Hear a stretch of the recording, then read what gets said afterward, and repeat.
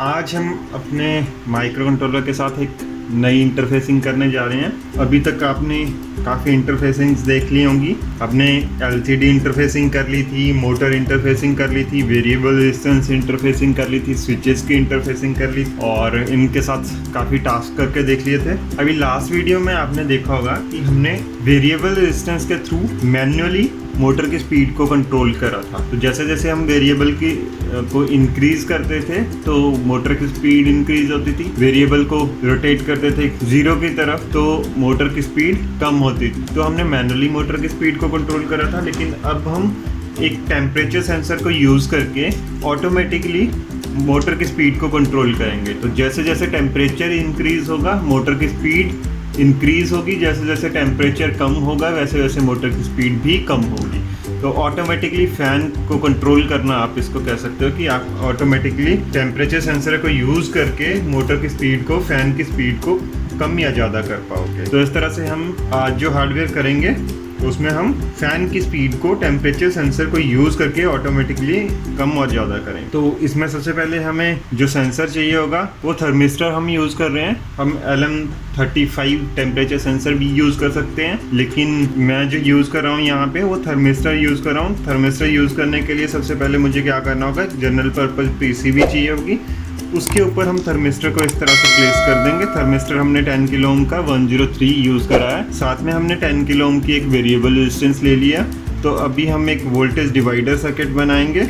इस तरह से रेजिस्टेंस को प्लेस करने के बाद इस तरह से थोड़ा सा बाहर रख लेते हैं इसको, और इसकी सारी ये जो सेंटर वाली पिन है, जो वेरिएबल रेजिस्टेंस की सिंगल पिन है ऊपर वाली और एक थर्मिस्टर की पिन, इनको दोनों को आपस में सोल्डर कर देंगे। इस तरह से हमने इसको सोल्डर कर लिया है। थर्मिस्टर की दूसरी लेग को दूसरी साइड पे सोल्डर कर लेंगे। बाकी जो वेरिएबल रेजिस्टेंस की 2 लेग बची हैं उनको भी अलग अलग से सोल्डर कर लेंगे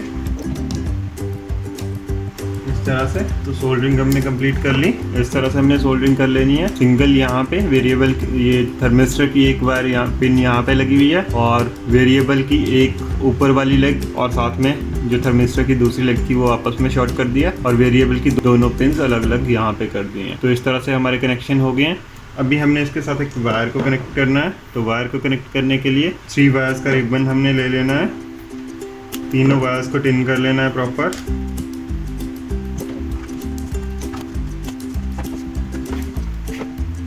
इस तरह से अब जो थर्मिस्टर की सिंगल पिन थी वहाँ पे हमने रेड वायर को कनेक्ट कर दिया। यहाँ पे हम +5 वोल्ट देंगे। बीच वाली पिन पे हमने ऑरेंज को कनेक्ट कर दिया, जहाँ पे वेरिएबल की एक लेग और थर्मिस्टर की दूसरी लेग आपस में कनेक्ट हुए थे।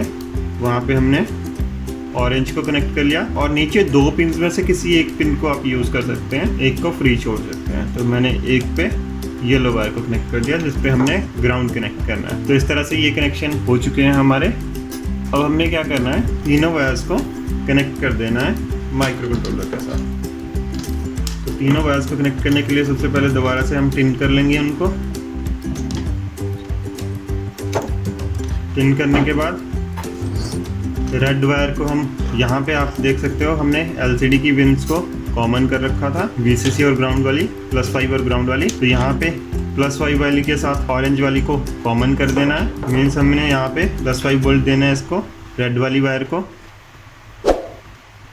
और येलो को ग्राउंड के साथ कनेक्ट कर देना है, नेगेटिव के साथ। तो इस तरह से VCC ग्राउंड मीन्स +5 और ग्राउंड नेगेटिव सिग्नल यहाँ से मिल जाएगा इसको। तो ये हमने माइक्रो कंट्रोलर की +5 और ग्राउंड के ऊपर कनेक्ट कर देने हैं। अब हमारे पास सिंगल पिन जो इसकी आउटपुट है, टेम्परेचर सेंसर की आउटपुट है, वो अलग से एक पिन के ऊपर हमने कनेक्ट कर देनी है। इसको पिन के ऊपर कनेक्ट करने के बाद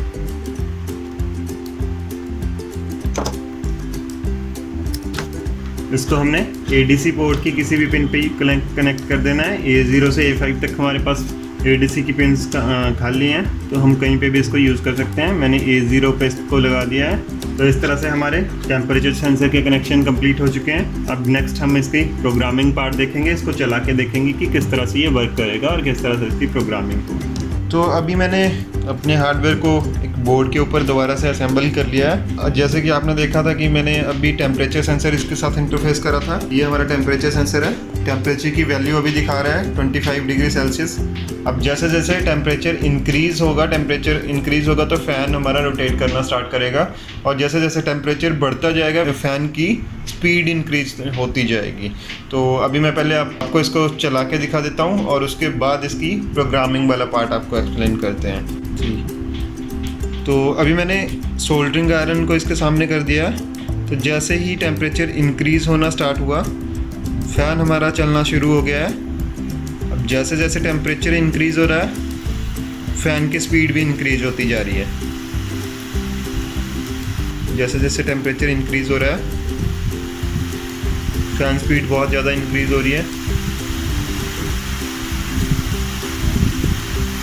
इस तरह से मैं आयरन को साइड कर देता हूँ। टेम्परेचर कम होता जाएगा, फ़ैन की स्पीड भी कम होती जाएगी।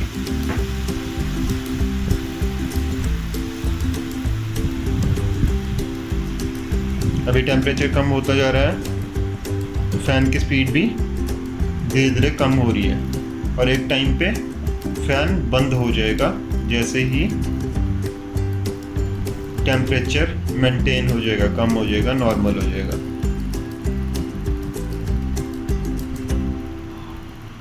अभी भी फ़ैन थोड़ी थोड़ी स्पीड में चल रहा है।